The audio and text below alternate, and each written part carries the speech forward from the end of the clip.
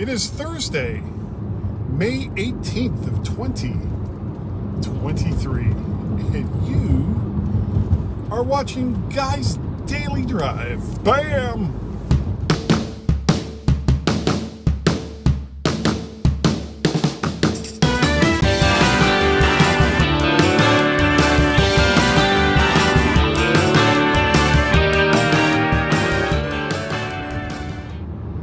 And welcome everyone to Guy's Daily Drive. Yes, indeedy, that drive I do on a daily basis, but I don't necessarily record on a daily basis. So why it's called Guy's Daily Drive, I just don't know. I think because that was the original concept, is I was going to record myself every single day on my way to work, and then I found out there just really wasn't enough to talk about every single day on my way to work. So started skipping a few days, and now it's, the goal at the end of it is twice a week. I want to do one. I want to do a Guy's Daily Drive. But Guy's twice a week drive doesn't have the same ring to it. So I'm going to stick with Guy's Daily Drive, even if it's no longer correct. So yesterday was, I wouldn't call it a fun day. Actually, it was not a fun day at all, but it was a very productive day.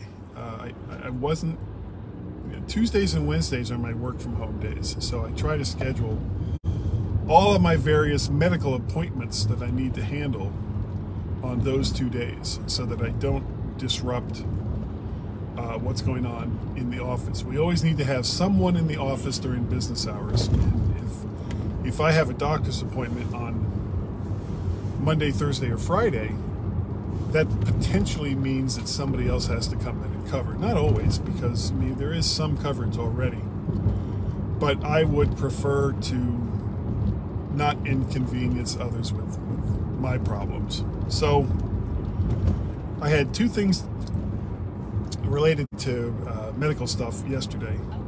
I had the CT scan, and I had to go back and see Dr. William Deegan, the super doc of the Spectrum Vision Group. I think they are. They're in McLean, Virginia. If you live in Northern Virginia, he is fantastic.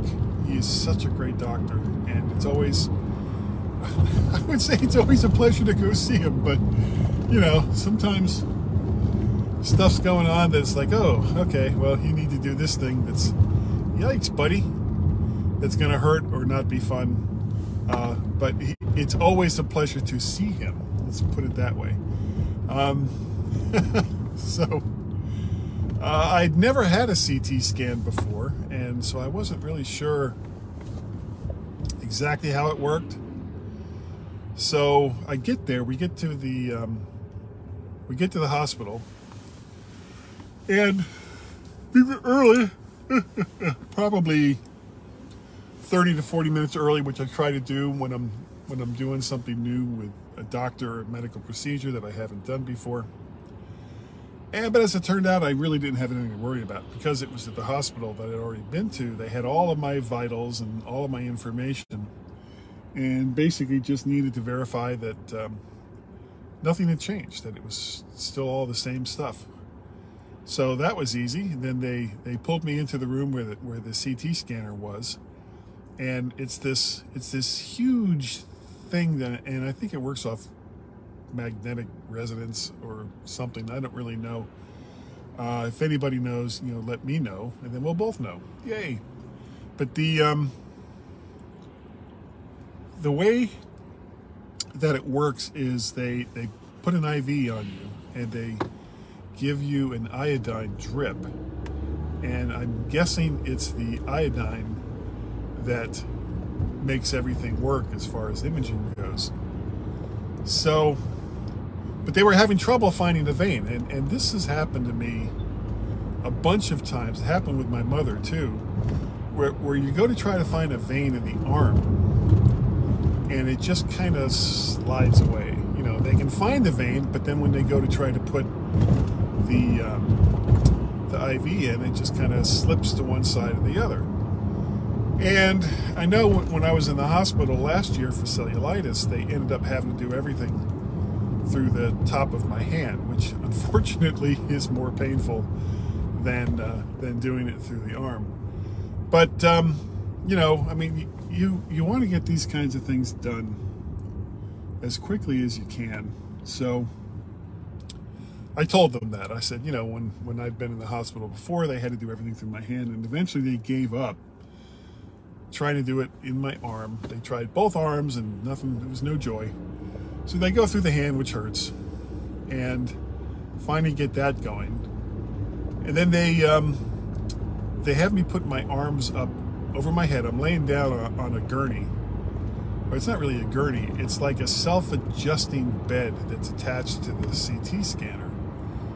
And everything is kind of automated. You know, they set it up to where you're going to get the best image as far as how close you are to however the imaging is done. So the bed goes up and down, it goes back and forth, and it gives you instructions. It talks to you. It's like a medical Siri as it talks to you. And so they get all that done, and they set the thing up, and they leave the room because, of course, it's radiation and all the rest of that. So fun. I still have to be there. So what the hell's up with that?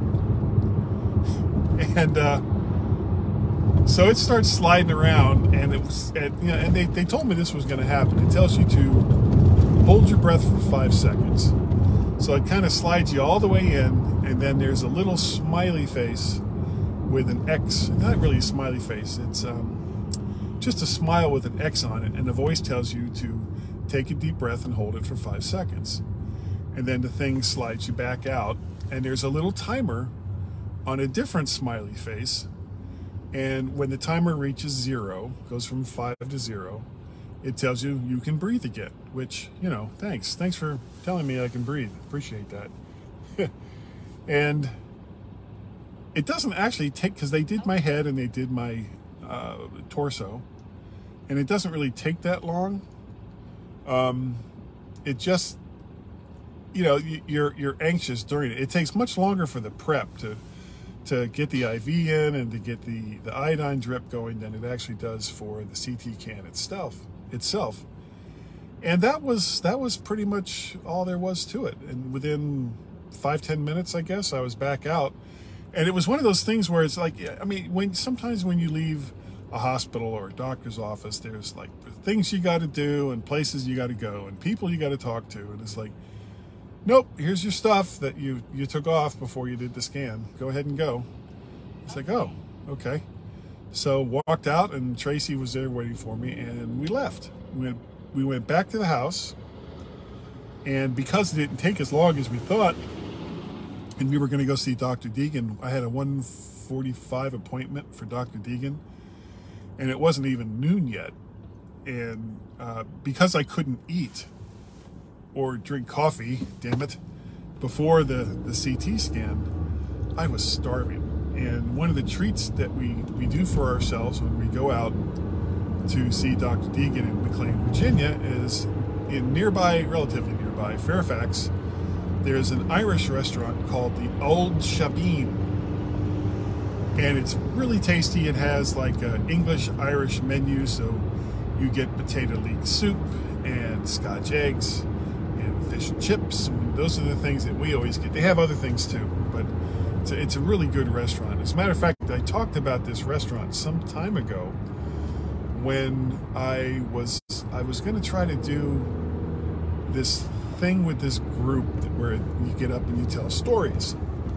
And if there's one thing I can do really well now is tell stories. But that didn't really pan out. But the Old Shabeen is where they used to do this. So we get an earlier appointment with Dr. Deegan for 1:15, about a half hour earlier. And I drive out to McLean on the Beltway, which is my first time being on the Beltway since the surgery. I had driven some long distance when I just had the eye patch, but it's really different now that the eye is no longer even there. I don't really know how to explain it. It feels different when I drive, and it's a whole different kind of experience. And it's harder. It's a lot harder. But putting all that aside, I drove out to Dr. Deegan's, and we thought he was going to put the conformer in, and I was kind of dreading that. I really didn't want to have it back in because it's quite uncomfortable when they put it in. And he was like, "Oh, you don't want it in? Don't have to have it in." And that kind of surprised us, and we were curious as to why. And he said, well, for the most part, the conformer is there to keep everything open for an eventual prosthetic. But it's really mostly for kids who are still growing. So the dimensions on a child's head in something like this can change in a relatively short amount of time. So the conformer is there to make sure that you know, it doesn't close up or anything along those lines. But he says with an adult, it doesn't really matter because there's no big changes that's going on. And for the most part, they're more concerned with the area healing than they are with keeping it open for a prosthetic, because I guess it just doesn't matter as much. So we didn't have to do the conformer, and he checked everything out and said things are cool, things are groovy. And then we left, and we went to the old shebeen. And the last time we'd been there, we'd shared Scotch eggs, and we'd each had some potato leek soup, and we had shared an order of fish and chips. But I was really hungry, and Tracy wasn't in the mood for fish and chips. So we still shared an order of Scotch eggs, and there's 2 eggs in an order, and they're, oh, I love Scotch eggs. They're so, so good. And if you don't know what Scotch eggs are, look them up. They're just delicious. It's an egg inside of a sausage that is either deep fried or pan fried, or however it is they make it up. It's really, really good. It is so good. It's standard fare that you'll find at like Renaissance festivals and stuff like that. Really quite tasty. And we both had some of the soup, and then we both had, or I had fish and chips, when I just love the Old Shebeen's fish and chips are just so tasty. A little greasy, but you know, I mean, it's fish that is deep fried. But it's very, very good. And Tracy had, it's almost like an upside down shepherd's pie. If you know what a shepherd's pie is, it's ground beef with peas and carrots and seasonings, covered in mashed potatoes, and then the whole thing is baked. Well, in this case, it was a hamburger on top of mashed potatoes with some vegetables, and the whole thing is kind of covered in a gravy. So that's what Tracy had, and it looked really good too. But I had nothing but eyes for the fish and chips. That's what I wanted, and that's what I got. But that's, you know, and then afterwards we went back, and because we didn't really eat until almost 3 o'clock, that was like our meal for the day. That was all we had for the most part. We had a couple of little tidbits when we got home, but that was all we really had. Hold on a second. There we go. And now I'm cleared for the next part. I need to talk to the prosthetic guy and make an appointment for probably late June. He'll probably want to see me. He might want to see me before then. We'll see. And then he can start shaping the prosthetic. And I've had all kinds of suggestions on what to do with the prosthetic, and you know, things like lightning bolts and a pirate flag and all kinds of things instead of the iris that the other eye has. And I'm kind of like, you know, I think in the beginning I'm just gonna get one that just matches the other eye. We can discuss later on doing something like fun time pirate flags and silly stuff like that. But let's just get the first part. I just want to get this whole thing over with. And I don't know if I'm going to want another one beyond that. I don't even know what you have to do as far as care for a prostatic eye. I don't know. I don't know any of these things. This is all brand new to me. But that's going to be a discussion for a different day on Guy's Daily Drive. And I think I'm almost to work, so I'm going to go ahead and end this. Thank you. Thank you all. I've had a couple people join me live. Thank you all so very, very much for joining me on Guy's Daily Drive. I actually contemplated stop doing it live and just record it and then release it later. But the fact that I've had at least 2 people join me today kind of makes me go, okay, you know what, I'll just keep doing it live. And I really do appreciate it that you guys take the time out of your day to join me here on Facebook Live for Guy's Daily Drive. It's greatly, greatly appreciated. And you don't have to, but if you would like to help support Guy's Daily Drive, which will pay for the bandwidth and hosting and blah, blah, blah, blah, blah, blah, blah, you can go to Patreon, patreon.com/MacParrot. You can go to Ko-fi, ko-fi.com/MacParrot, as a few people have done. that.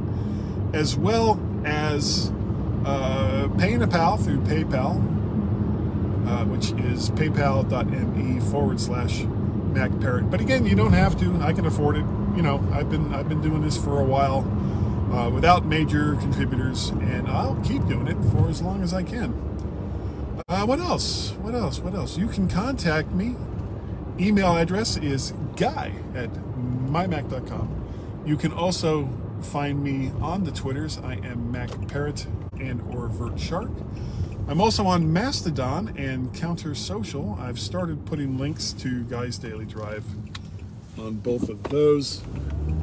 And I am MacParrot in both Mastodon and Counter Social. And that is going to do it for today. Again, greatly appreciated that you have joined me here today on Guy's Daily Drive. And I will see all of you next time right here, right the frig here. I won't say that word. I won't say the bad word. At least not live. On Guy's Daily Drive. Bye-bye.